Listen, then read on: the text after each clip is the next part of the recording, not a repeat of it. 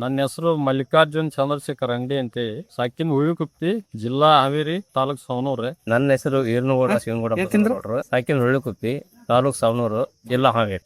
ಈ ಕಂಪ್ನಿ ಹೆಂಗೈತಪ್ಪ? ಅಡ್ಡಿ ಇಲ್ಲ, ಸುಮ್ಮನೆ ಒಳ್ಳೆ ಇಳುವರಿ ಕಾಣಿಸ್ತೈತಿ. ತೆನಿ ಗಾತ್ರನು ದಪ್ಪ ಐತಿ.